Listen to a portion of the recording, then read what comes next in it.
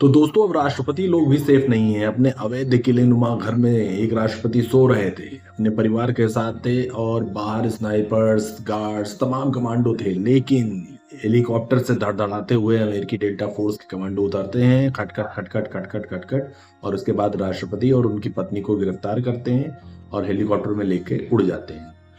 और उसके बाद दुनिया को दिखती है एक तस्वीर। देखिए, हाथों में हथकड़ी, अमेरिकन फोर्सेस का घेरा।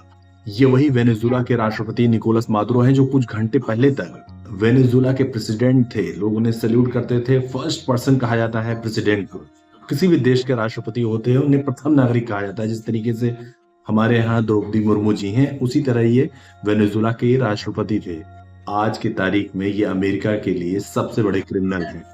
आपको बता दें कि सुपर पावर अमेरिका ने कई आतंकियों को इसी तरीके से कोवर्ट ऑपरेशन में ढेर किया है। कई आतंकियों को, चाहे वो लादेन हो, बगदादी हो, या फिर तालिबान, अलकायदा यहाँ अफगानिस्तान में।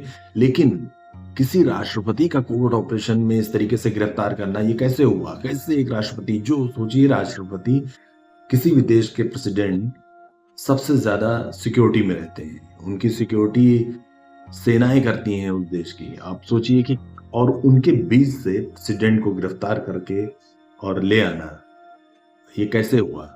आपको इस वीडियो में हम इस ऑपरेशन की, ट्रम्प के ऑपरेशन वेनेजुला की इनसाइड स्टोरी बताने जा रहे हैं। इस ऑपरेशन को अमेरिका ने नाम दिया था ऑपरेशन एब्सोल्यूट रिजॉल्व। इस 30 मिनट के ऑपरेशन एब्सोल्यूट रिजॉल्व के लिए अमेरिका पिछले कई महीनों से तैयारी कर रहा था। इसके लिए एक टीम, सीआईए की एक सीक्रेट जासूसों की टीम वेनेजुला की राजधानी कराकस में प्लांट की गई थी।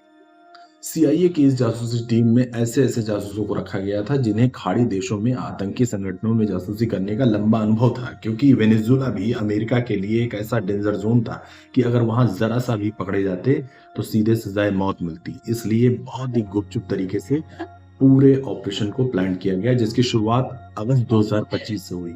निकोलस मादुरो का एक बेहद ही करीबी सीआईए की इस जासूसी यूनिट में शामिल हुआ, जो बता रहा था निकोलस मादुरो के अंदर की खबर, वो किससे मिल रहे हैं, सबसे ज्यादा भरोसेमंद कौन है, अमेरिका को लेकर क्या प्लान कर रहा है, पूरी जानकारी वो लीक कर रहा था सीआईए को। महीनों तक सीआईए के जासूस वेनेजुला के अंदर खाक छानते रहे, एक एक डिटेल, पिन पॉइंट डिटेल जानकारी जुटाते रहे, और जब और कानो कान किसी को खबर नहीं थी। इस ऑपरेशन की जानकारी ना तो अमेरिकी संसद को दी गई थी और ना ही उस फोर्स को पता था। उस फोर्स को पता था कि उसे वेनेजुला में क्या करना है, जिसने राष्ट्रपति को और उनकी पत्नी को उनके घर से गिरफ्तार किया।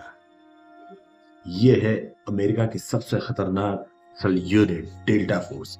डेल्टा फोर्स को ऑपरेशन से कुछ दिन पहले ही इसकी जानकारी दी गई कि आपको वेनेजुला के अंदर राष्ट्रपति भवन के अंदर घुसकर वहां के राष्ट्रपति को लाना है। डेल्टा फोर्स जानती थी कि तनाव और जंग जैसे हालात के कारण मादुरो किसी भी एक जगह पर नहीं रहते, वो 6 से 8 जगहों पर रहते हैं। इसीलिए ऑपरेशन को अंजाम देने के लिए अमेरिकी सेना को इस बात की जानकारी होना जरूरी था कि मादुरो उसी परिसर में मौजूद रहे जिस पर वो हमला करने वाले हैं।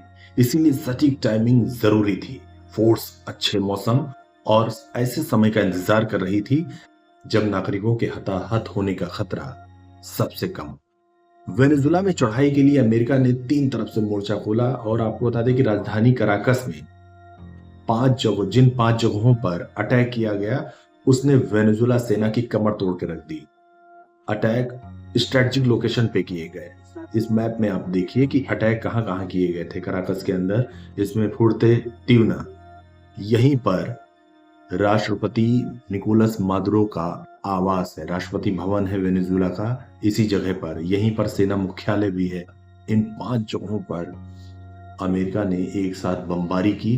विजुअल्स आप देख रहे हैं, और इसके साथ ही डेल्टा फोर्स की एक यूनिट वेनेजुला के राष्ट्रपति भवन के अंदर दाखिल होती है।